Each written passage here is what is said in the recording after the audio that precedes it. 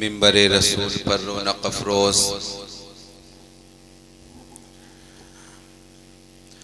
باوقار علماء کرام، برادران محفل، پردہ نشین خواتین حضرات، السلام علیکم ورحمۃ اللہ وبرکاتہ۔ وعلیکم السلام ورحمۃ اللہ تعالی وبرکاتہ۔ ان الحمد للہ نحمده ونستعینه ونستغفره ونؤمن به ونتوکل علیہ ونعوذ باللہ من شرور انفسنا ومن سیئات اعمالنا، من يهده الله فلا مضل له ومن يضلله فلا هادي له، وأشهد أن لا إله إلا الله وحده لا شريك له، وأشهد أن محمدًا عبده ورسوله۔ يا أيها الناس اتقوا ربكم الذي خلقكم من نفس واحدة وخلق منها زوجها وبث منهما رجالا كثيرا ونساء، واتقوا الله الذي تساءلون به والأرحام إن الله كان عليكم رقيبا۔ رب اشرح لي صدري ويسر لي أمري واحلل عقدة من لساني يفقهوا قولي۔ اللهم أرنا الحق حقا وارزقنا اتباعه، اللهم أرنا الباطل باطلا وارزقنا اجتنابه۔ إن الله وملائكته يصلون على النبي يا أيها الذين آمنوا صلوا عليه وسلموا تسليما۔ بآواز بلند پیغمبر اعظم صلی اللہ علیہ وسلم کی مقدس بارگاہ میں درود شریف کا نذرانِ عقیدت پیش کیجئے۔ اللہم صلی علی سیدنا و مولانا محمد معدن الجود والکرم وآلہ وبارک وسلم صلی اللہ علیہ وسلم۔ اما بعد، وہ جو نہ تھے تو کچھ نہ تھا، وہ جو نہ ہو تو کچھ نہ ہو، جان ہے وہ جہان کی، جان ہے تو جہان ہے۔ یا رسول اللہ تو گھٹائے سے کسی کے نہ گھٹا ہے نہ گھٹے گا، جب بڑھائے اللہ تعالی تیرا، اور خاک ہو جائیں عدو چل کر مگر ہم تو رضا، دم میں جب تک دم ہے ذکر ان کا سناتے جائیں گے۔ تیری نسل پاک میں ہے بچہ بچہ نور کا، تو ہے عین نور تیرا سب گھرانہ نور کا، صلی اللہ تعالی علیہ وسلم۔ حضرات، سب سے پہلے میں بڑا شکریہ ادا کرتا ہوں اہل کمیٹی کا، بالخصوص حضرت علامہ مولانا اکرم صاحب، حضرت حافظ وقاری جان عالم صاحب، اور آپ تمام حضرات کا جن کی کاوشوں سے، جن کی محنتوں سے یہ جلسہ رچا اور بسا ہے، اور آپ یہاں پر سننے کے لیے آئے، یہاں پر سماعت کے لیے آئے، اللہ اس کا اجر عظیم آپ کو عنایت فرمائے گا۔ مجھ سے قبل بڑی اچھی اناؤنسری آپ سن رہے ہیں، اور جناب اجمل صاحب کی آپ نے شاعری بھی بڑے اچھے انداز میں سماعت فرمائی۔ اب میری آپ سے گزارش ہے کہ جتنی دیر میں آپ کے درمیان ہوں، میں یہاں پر بیٹھا ہوا سوچ رہا تھا کہ میں کون سے موضوع پر خطاب کروں، کیونکہ اس پروگرام کا جو تعلق ہے وہ عرس عظیم سے ہے۔ حضور شیر محمد علیہ الرحمہ و رضوان آپ کے تعلق سے ہے، جن کا سایہ، جن کا صدقہ، جن کی نظر کرم آپ تمام اور ہم پر خاصتاً اس گاؤں والوں پر ہے، ان کے تعلق سے یہ پروگرام ہے۔ میں یہ سوچ ہی رہا تھا کون سے موضوع پر کلام کروں، تو تھوڑی دیر میں آپ کو یہ اللہ کے ولی کیا ہوتے ہیں اس پر کلام کروں گا آپ سے. اس کے بعد میں تھوڑا آپ کی زندگی پر کلام کروں گا کہ ہم کون سی زندگی جی رہے ہیں اور اسلام ہم سے کون سی زندگی چاہتا ہے. کیا ہم اس دنیا میں آ گئے ہمارا یہی مقصد حیات ہے؟ اس دنیا میں ہم آ گئے اپنی ماں کے پیٹوں سے، اللہ نے ہمیں باہر نکال دیا، اس کے بعد ہم بڑے ہو گئے، روزی کمانے لگے، کھانے پینے لگے، پیسہ ہمارے پاس ہو گیا، ایک آرام والی زندگی ہم گزارنے لگے. کیا یہی ہمارا مقصد ہے یا ہماری زندگی کا اللہ نے اور کوئی مقصد ہم سے طلب کیا ہے؟ تھوڑی دیر میں اس پر کلام کروں گا. سب سے پہلے اللہ رب العزت نے قرآن مقدس میں ارشاد فرمایا ان اولیاءہ الا المتقون، کہ اللہ کے ولی کون ہوتے ہیں؟ اللہ کن کو اپنا ولی بناتا ہے؟ ولی کے معنی جو آپ لغت میں دیکھیں گے تو اس کا معنی آئے گا، ڈکشنری میں جب آپ دیکھیں گے، حینما تشاہد القاموس، جب آپ ڈکشنری دیکھیں گے تو ولی کا معنی آتا ہے دوست کا. یہ ایک عام معنی ہے جو دنیا میں کسی بھی عالم سے یا کسی بھی پڑھے لکھے سے آپ معلوم کریں کہ ولی کا معنی کیا ہے تو اس کا معنی آئے گا دوست. اور اللہ نے قرآن مقدس میں من الفاتحہ الی الناس، سورہ فاتحہ سے لے کے سورہ ناس تک بیشتر مقامات پر اس کلمہ کا، اس لفظ کا اللہ نے استعمال کیا ہے. اس نے اپنے ولیوں کو گنایا ہے کہ میرے ولی کون کون ہے. تو جو آیت میں نے پڑھی اس میں اللہ نے فرمایا ان اولیاءہ الا المتقون، کہ اللہ کے ولی صرف وہی ہوتے ہیں جو اللہ سے ڈرا کرتے ہیں. بے شک، سبحان اللہ. اب ایک معنی یہاں پر آ گیا کہ ڈرنا کیا ہوتا ہے. ایک ڈرنا یہ ہے کہ آپ مدرسے میں پڑھنے کے لیے جا رہے ہیں، آپ کے سبق یاد نہیں ہے، قاری صاحب نے آپ کو مارا، یہ ڈر ہے، یہ خوف ہے. آپ کوئی جرم کرائے، پولیس نے آپ کو اریسٹ کر لیا، آپ کو گرفتار کر لیا، آپ اپنے گھر سے نکل کر بھاگتے ہیں کیونکہ آپ کے دل میں خوف ہوتا ہے کہیں پولیس ہمیں نہ پکڑ لے. یہ بھی ایک خوف ہوا کرتا ہے. آپ راستے سے جا رہے ہیں، کوئی جانور آپ کے سامنے آ جائے، آپ راستہ چھوڑ کر دوسری طرف چلے جاتے ہیں کیونکہ ھذا خوف، یہ ایک خوف ہوتا ہے جو انسان کے دل میں بیٹھ جایا کرتا ہے. تو کیا اللہ کا خوف بھی اسی معنی میں ہے؟ قرآن میں جہاں جہاں لفظ متقون آیا ہے، جہاں جہاں اللہ نے خوف کی بات کی ہے، کیا اللہ سے بھی ہمیں یہی خوف کرنا ہے کہ اللہ کا نام آئے تو راستہ چھوڑ کر بھاگ جائیں، اللہ کا نام آئے تو وہیں پر بیٹھ جائیں؟ کیا اللہ کے جو اولیاء ہوتے ہیں، جو متقی ہوتے ہیں، جو اللہ سے ڈرا کرتے ہیں، وہ اسی طریقے سے اللہ سے خوف رکھا کرتے ہیں؟ نہیں، یہاں پر خوف کا معنی یہ نہیں ہے.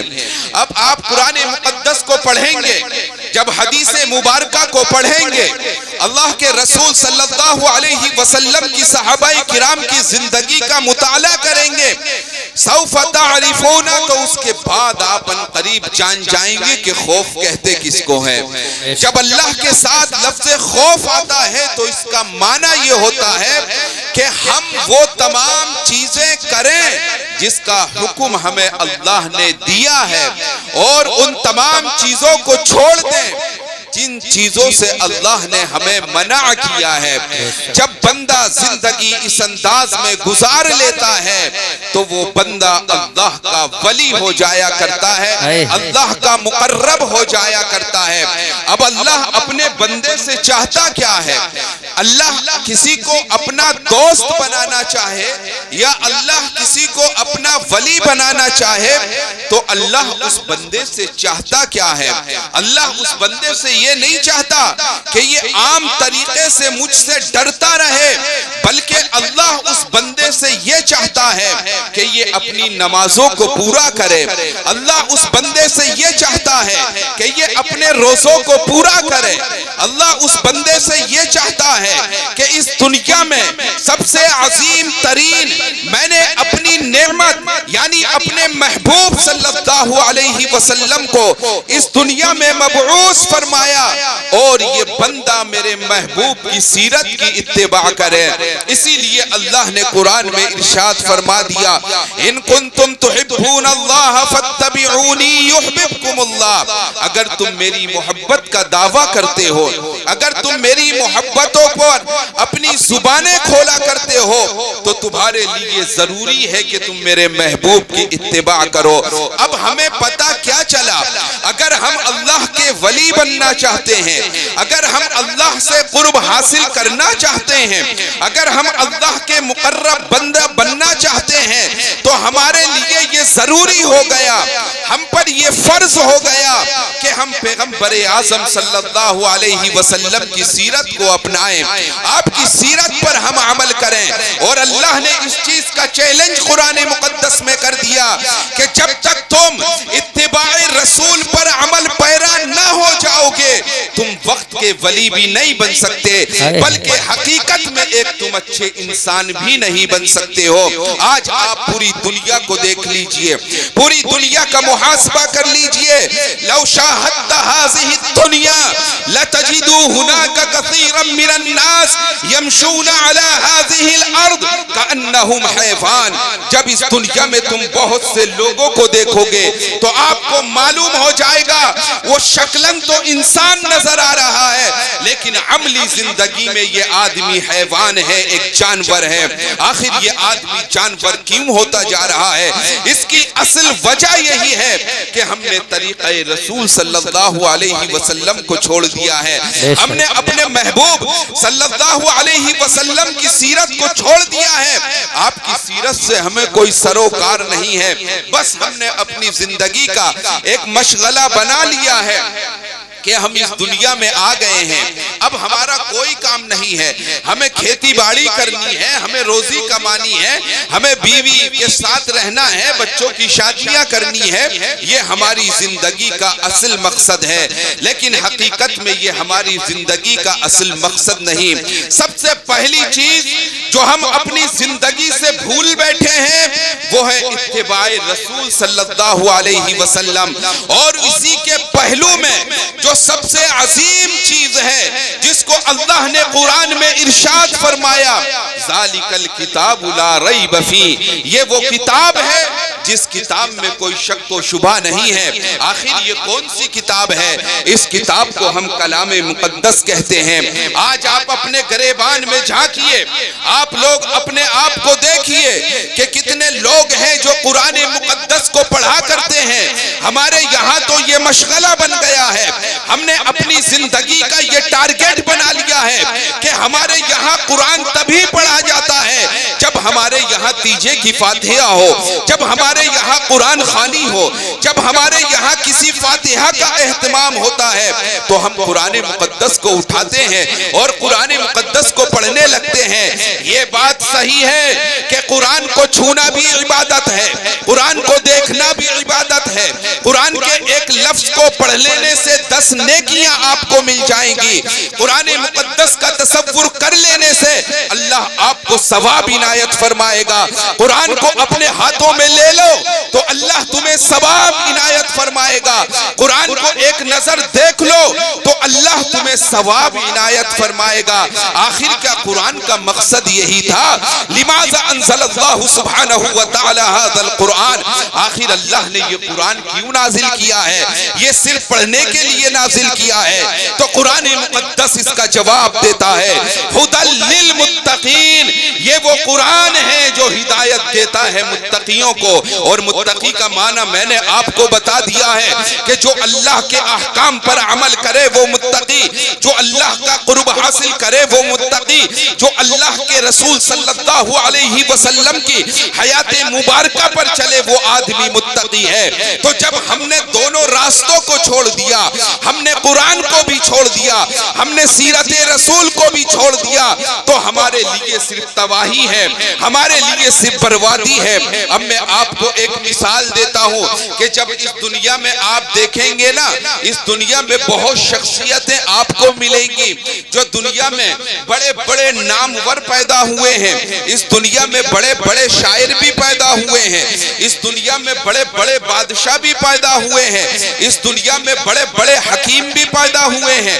اس دنیا میں بڑے بڑے فلسفر بھی پیدا ہوئے ہیں، اس دنیا میں ایک دم اپنی آپ پر حکومت کرنے والی شخصیتیں رونما ہوئی ہیں، اسی دنیا میں فرعون جیسی شخصیت بھی پیدا ہوئی، اسی دنیا میں ابو جہل بھی آیا، اسی دنیا میں عتبہ اور شیبہ بھی آئے، یعنی جتنی بھی چیزیں ہیں آپ کو اس دنیا میں نظر آئیں گی، لیکن آپ اپنے دلوں پر ہاتھ رکھ کر دیکھیے، اپنے اسلام کو ٹارگٹ بنا کر دیکھیے، اپنے ایمان کو سامنے رکھ کر دیکھیے کہ جتنے لوگ اس دنیا میں آئے، چاہے وہ فرعون ہو، چاہے بڑے بڑے فلسفر ہو، چاہے عتبہ ہو، شیبہ ہو، یا دنیا میں کوئی بھی ہو، چاہے وہ نون مسلم شخصیت ہو یا وہ اسلامک شخصیت ہو، کیا کسی کی زندگی پر عمل کیا جا سکتا ہے؟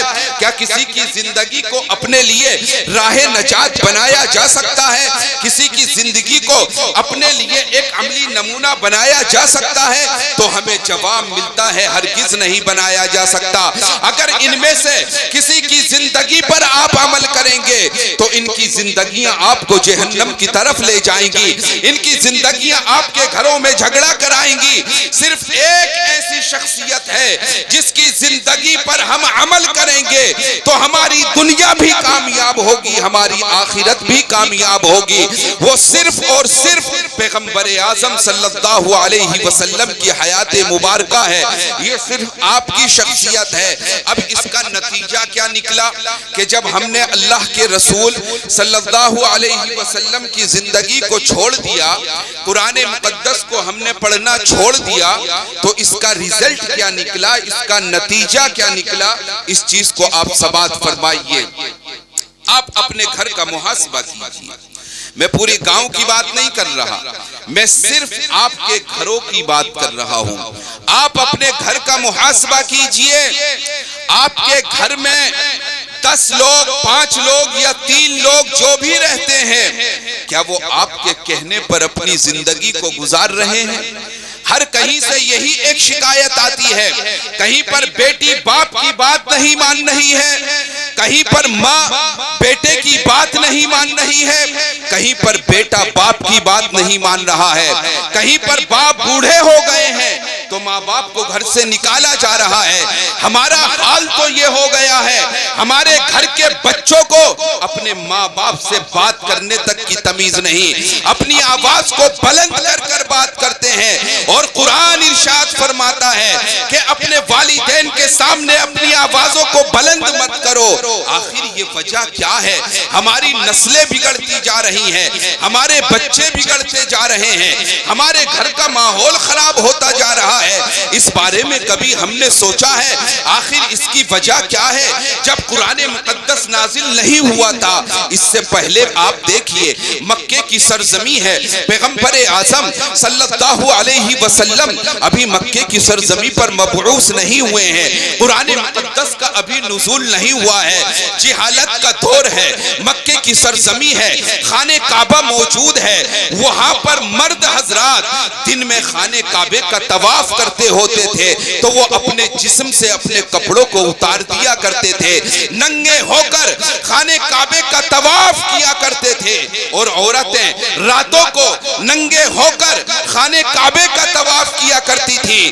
اگر باپ کا انتقال ہو جایا کرتا تھا تو ماں کو وراثت میں تقسیم کر دیا جاتا تھا، بہنوں کے حقوق نہیں دیے جاتے تھے، ماں کو گھر سے نکال دیا جاتا تھا۔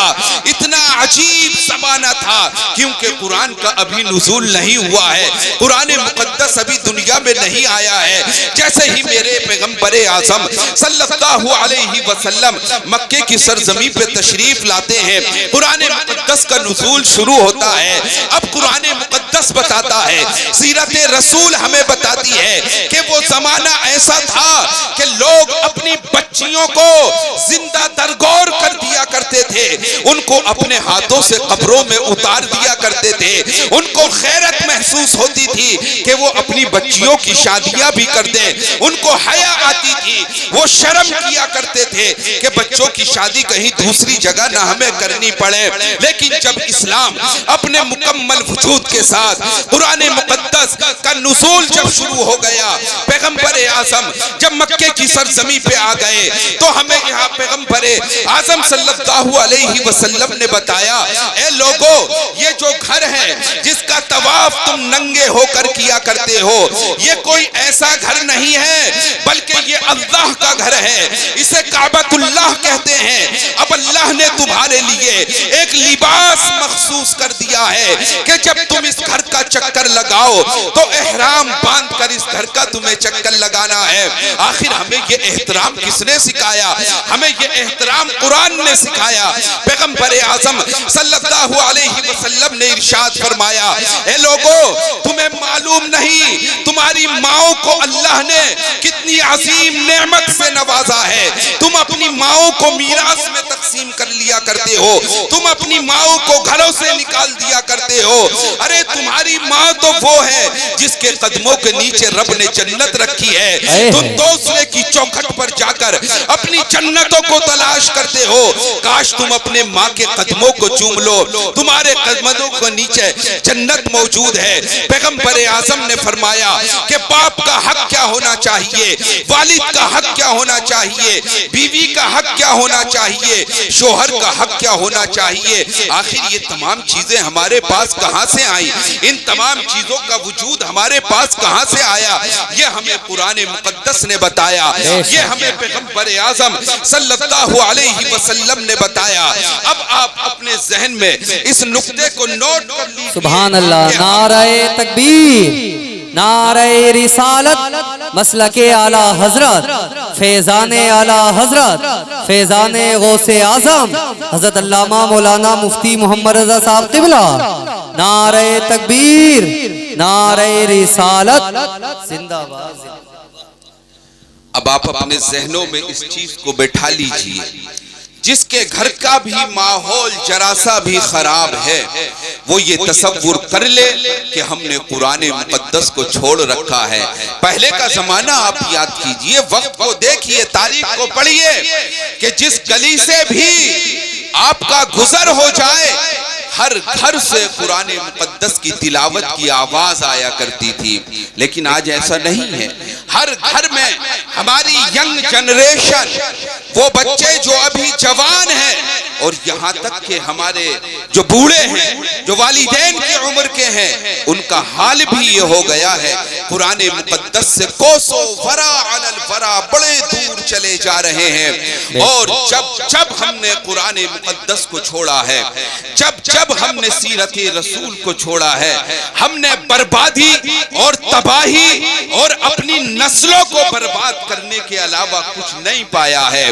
پہلے کی قوموں کو آپ دیکھ لیجئے, کتنے کم لوگ ہوا کرتے تھے, لیکن قرآن مقدس پیغمبر اعظم کی سیرت کے مقدس طریقے پر عمل کرتے ہوئے جب وہ اپنی زندگی کو گزارا کرتے تھے تو ان کے گھروں میں حضور غوث اعظم پیدا ہوا کرتے تھے, حضرت صدیق اکبر پیدا ہوا کرتے تھے, حضور فاروق اعظم پیدا ہوا کرتے تھے. یہ وہ وقت تھا, لیکن اب ہم نے اس راستے کو چھوڑ دیا ہے, ہم نے اس طریق کو چھوڑ دیا ہے.